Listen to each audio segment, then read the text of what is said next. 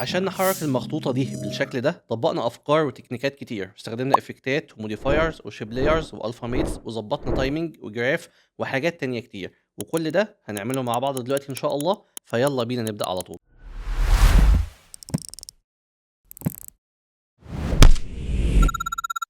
قبل ما نبدأ وقبل أي حاجة حابين نشكر الفنان الكبير السيد أسامة صاحب تصميم المخطوطة دي، ونشكر برضو الفنان الكبير السيد أسامة، هو تشابه أسماء بس لكنه فنان تاني، هو اللي عمل تصميم السوشيال ميديا اللي استخدمناه في التحريك. أول حاجة بنعملها قبل ما نبدأ نحرك إن إحنا بنقسم الفايل بتاعنا لليارات، تحديدا لو إحنا بنحرك مخطوطة أو حاجة شبه اللي إحنا شايفينها قدامنا دي، لأن ده بيدينا تحكم أكتر في الحركة وبيخلينا نطلع الحركة بشكل أفضل. فهنا قسمنا كل كلمة أو كل حرف في layer لوحده، حرف الر هنلاقيه لوحده، حرف الميم هنلاقيه لوحده، حرف الضاد هنلاقيه لوحده، الألف لوحده، وهكذا.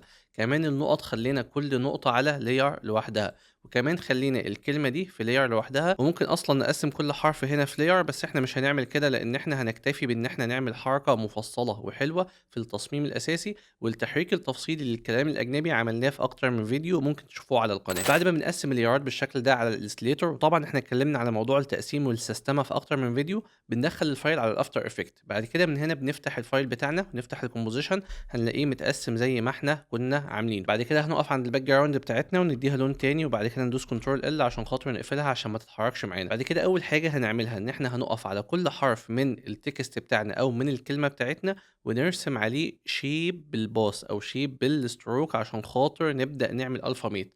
ليه هنعمل كده؟ هل دي الطريقة الوحيدة؟ لا، في طريقة تانية كنا شرحناها قبل كده، ان احنا بنحط ماسك على اللاير بتاعتنا وبعد كده بندي افكت ستروك، وده شرحناها في اكتر من فيديو، لكن دي بتجيب لنا مشاكل شوية. بالاضافة ان دي مش بتدينا تحكم كامل في اللاير بتاعتنا. احنا النهارده هنشوف تحكم وهنشوف تفاصيل ممكن نضيفها عن طريق خصائص الشيب لاير. فلو جينا هنا عند حرف ر وعملت سولو كده عشان خاطر نشوف كويس، بعد كده دوست F2 عشان خاطر يسيب اللاير بتاعتي، ودوست حرف الجي من الكيبورد عشان خاطر ارسم شيب لاير فوق اللاير بتاعي بس يكون في لاير مستقله. فهدوس هنا كده بالبين تول وهبدا ان انا ارسم ستروك فوق الشكل بتاعي بحيث ان هو يغطيه بالشكل ده. مش مهم عندي هو تخين قد ايه، المهم ان هو يغطي الشكل بتاعي. حتى ممكن اخليه باللون الابيض عشان اكون شايف كويس، وبعد كده اخلي علامه الترانسبيرنت برضو عشان اكون شايف احسن. بعد كده ادوس في من الكيبورد وابدا امسك الفيرتكس بتاعتي بالشكل ده عشان خاطر اغطيها كويس كده. حرف الر بتاعي اتغطى بشكل حلو، فهنا هبدا ان انا ادي حاجه اسمها تريم باث. طبعا التريم باث كلنا عارفينه وشرحناه في فيديو قبل كده. لما ادوس تريم باث من هنا، بعد كده ادوس هنا، بعد كده اجي عند الاند اخلي دي صفر، بعد كده ادوس على الستوب واتش، بعد كده اجي عند ثانيه و10 فريمات مثلا واخلي دي 100%. تمام لحد ما تغطي الشكل بتاعي. طيب لحد دلوقتي ما حصلش حاجه. ليه ما حصلش حاجه؟ لان انا لسه هعمل الالفا ميت. لو جيت عند الحرف بتاعي بالشكل ده ومسكت البيك وايب بتاعت الالفا ميت وخدتها من هنا كده وقلت لها اظهري من خلال الشيب لاير ده، فايه اللي هيحصل؟ ان الباث لما يبدا يترسم كده هيبدا يظهر من خلاله الشكل بتاعي. فلما هشغل كده هلاقي ان الحرف بتاعي بيبدا ايه يترسم من خلال الشكل. طب هل دي الحركه الوحيده اللي انا ممكن اعملها؟ لا، انا ممكن اضيف شويه حاجات. خلينا كده نفتح اللاير دي عشان خاطر برضه نشوف إيه اللي ممكن يتضاف. أنا مثلًا هنا بيبدأ إن هو يمشي بالشكل ده، فإحنا ممكن مثلًا نضيف حاجة زي الwiggle path من هنا، ودي هنشرحها إن شاء الله قدّام، وإحنا كنا شرحنا بالفعل كذا حاجة من قائمة الmodifiers اللي موجودة هنا. فلو دوست هنا wiggle path هالاقي الشكل بتاعي بدأ يبقى مذبذب بالطريقة دي. فلو دوست على السهم ده كده وبدأت إن أنا أزوّد القيم دي، هالاقي الشكل بدأ يبقى معوّق شوية ومش حلو، ومش هابقى فاهم هو ممكن يعمل عندي إيه هنا. لكن لمّا هابدأ أقفل دي كده تاني، يعني هاجي أقفل دي واشوف الشكل بتاعي وهو بيتكون، هحس ان هو كأنه بيترسم بطريقة مختلفة شوية، او كأن ورقة بتتفرد بس من غير ما استخدم برش او من غير ما استخدم اي حاجة من خارج البرنامج. لما اجي اشغل كده هحس ان طريقة رسم الحرف بقت مختلفة خالص عن الطرق اللي احنا متعودين عليها. نفس الكلام ممكن اطبقه على بقية الحاجات. خلينا نخلص كده الشكل ده. الشكل ده بالنسبة لي كده حلو، بس قبل ما اطبق على بقية الحاجات هحتاج ان انا اظبط الايزنج بتاعي. طبعا احنا بنظبط الايزنج بتاعنا بعد ما بنخلص الشكل. طب أنا ليه دلوقتي هاضبط الeasing هنا؟ هاقول لكم دلوقتي بس خليكم معايا. ندوس حرف اليو من الكيبورد، بعد كده أدوس F9، بعد كده أمسك الجراف إديتور وأفتحه من هنا، فهاجي هنا هامسك الهاندل دي أخليها تبقى في الأول أسرع وفي الآخر أبطأ بحيث الحركة تبقى جاية مخطوفة معايا شوية. بعد كده أدوس هنا عشان أقفل الجراف وأشغل آخر مرة وأشوف. بالنسبة لي الحركة كده لطيفة ومظبوطة. بعد كده هاجي هنا عند حرف الم الميم واخليه سولو برضه واعمل نفس اللي عملته هناك، بس اخد بالي ان حرف الميم تشكيلته مختلفة شوية. فهاجي هنا هدوس F2 عشان خاطر يعمل ريليز او يسيب اللاير بتاعتي، وادوس حرف الجي عشان يفتح لي البين تول، وبعد كده ارسم برضه ستروك عندي يبقى كبير، وادوس واسحب بالشكل ده واسحب بالشكل ده عشان خاطر يرسم لي شكل فوق الشكل بتاعي، وابدا اظبط الهاندلز بحيث ان هي تغطي معايا الدنيا زي هناك. همسك هنا برضو اخلي دي بالشكل ده، وانزل دي كده، انزل دي كده، اجيب دي كده شويه لحد ما الشكل بتاعي يبدا يتغطى حلو.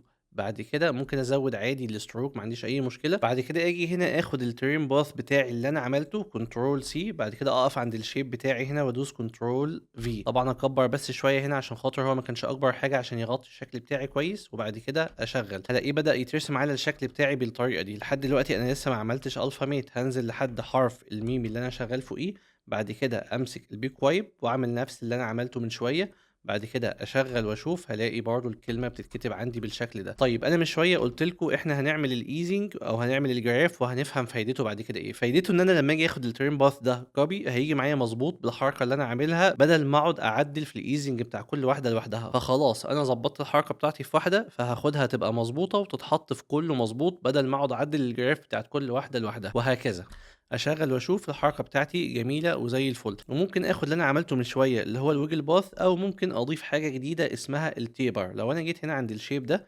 وبدات افتح كلمه الستروك، بعد كده هلاقي حاجه اسمها تيبر هنا.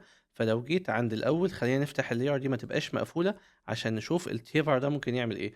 التيبر ده لو جيت هنا وفتحت وشغلت وعملت الحركه اللي انتوا شايفينها دي، هيبدا ان هو يقصر الحافه بتاعه النهايه، او ان هو يقصر الحافه بتاعه البدايه، يعني يخليه مدبب من البدايه او مدبب من النهايه. ففي الحاله دي انا هاجي هنا هعمل في الاند لينث هعمل كي فريم، وهاجي في الاول اخليه يكون مدبب شويه بحيث الحركه بتاعتي وهي ماشيه يبقى زي ما انتم شايفين كده كانها بتترسم بالشكل ده. وبعد كده هندوس حرف اليو ونمسك كده الكيهات بتاعتنا وندوس كوبي من كوبي ايز اللي احنا شرحناه اكتر من مره، وبعد كده نعلم هنا وندوس ايز. بعد كده لما نقفل اللاير دي ونشوف ايه اللي حصل عندنا في الشكل بتاعنا، هنلاقي الدنيا بقت احلى بكتير. شايفين الشكل بقى هنا مختلف. لو شلنا السولو خالص على الاتنين هنلاقي دي مكتوبة بشكل ودي مكتوبة بشكل، فهيديني تداخل شكله جميل قوي. نفس الكلام هنطبقه على بقية الحاجات، كل لاير من اللايرات دي هنرسم عليها شيب لاير، وهنبدأ ان احنا نعمل نفس الكلام وناخده كوبي. حاجات منها ممكن نعملها بالويجل باث، وحاجات تانية ممكن نعملها بالتيبر، لكن الاساسي ان احنا بنعمل ترين باث على كله ما عدا الحروف هنعملها بشكل مختلف. الحاجة التانية اللي هنعملها بعد ما نخلص الحروف كلها ان احنا هنمسك كل حرف بالالفابيت بتاعه ونحطه في بري كومبوزيشن. فخلينا نعمل كده الاول وبقيه الحروف هنكملها بنفس الطريقه. فلو مسكنا حرف الر كده ودوسنا على الاثنين ودوسنا كنترول شيفت سي، وبعد كده سميناه حرف ر وليكن، وبعد كده دوست انتر. هعمل كده ليه؟ عشان خاطر امسك الحرف ده وادوس كنترول دي بحيث ان انا يبقى عندي اتنين لاير، بعد كده ادوس الت بيج داون على اللي فوق، بعد كده على اللي تحت هديله لون مختلف شويه، يعني هديله فيل بلون بيج مثلا زي كده، ولكن اتقله شويه. فهاجي هنا اخليه مثلا باللون ده، بعد كده ادوس اوكي. لما اجي اشغل كده هلاقي الحرف شايفين بيتكتب ازاي، بيبدا يتكتب عندي بشكل الطف وبشكل مختلف شويه. بعد ما هديله فيل هديله جلو بحيث يديني اللمعه اللي احنا شفناها في الاول دي. فلو دوست جلو بالشكل ده وشغلت هلاقي ان هو بدا يديني اللون الاصفر اللي انا كنت عاوزه. ممكن اخلي ده برتقاني شويه بحيث ان الدرجه تبقى مش تقيله قوي معايا، يعني خليها تبقى اخف سنه، او نخليه اصفر يبقى حلو برضو. بعد كده ادوس اوكي. طبعا هيبقى على حسب الخلفيه اللي انا حاططها، مع الخلفيه دي ممكن يكون ملائم شويه. بعد كده ادوس اوكي. طبعا هو قوي بزياده، فانا ممكن اجي هنا من الجلوريوس واقلل القوه بتاعته حاجه بسيطه، والعب شويه في التريش هولدز بتاعتي، ممكن ايه اغير اللون بتاعه شويه. فلما اشغل كده واشوف الاقيه بدا ان هو يبقى ايه شكله لطيف، بس الجلو قل شويتين، فلا نخليه نعليه تاني ونشوف.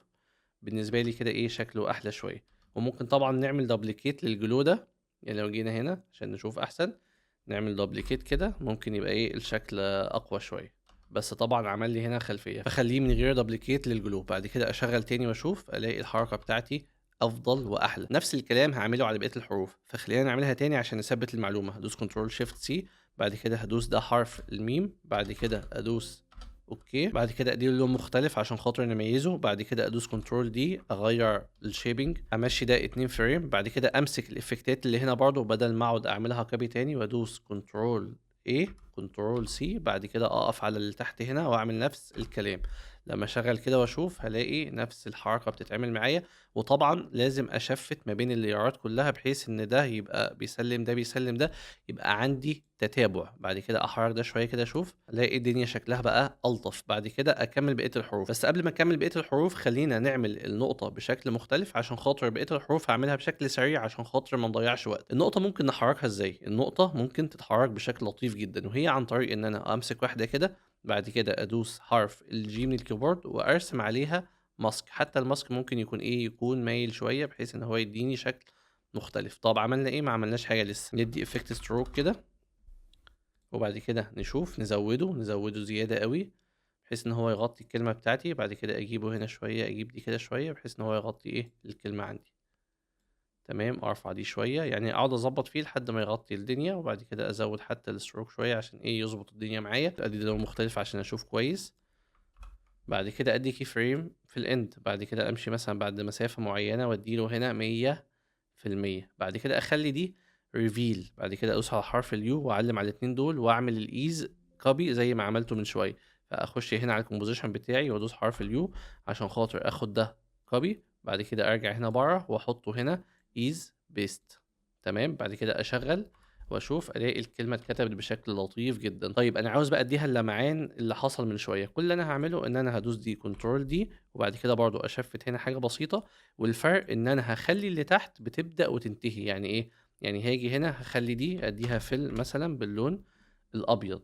تمام، بشغل كده واشوف هلاقي اللمعه اللي انا شفتها من شويه اتعملت هنا بالشكل ده. تمام، نفس الكلام اقدر اطبقه على النقطه دي، ونفس الكلام اقدر امشيه على النقطتين دول مع بعض. وهنا كده بعد ما الشكل خلص معانا، لما كل الكلمات اتكتبت وكل الكلمات اتحطت لها نفس الطريقه وبنفس الشكل وعملنا دوبليكيت لكل حاجه، بدات ان هي تترسم كانها بينتنج او ان هي مرسومه بالايد، طبعا مع اختلاف الالوان لكل واحده.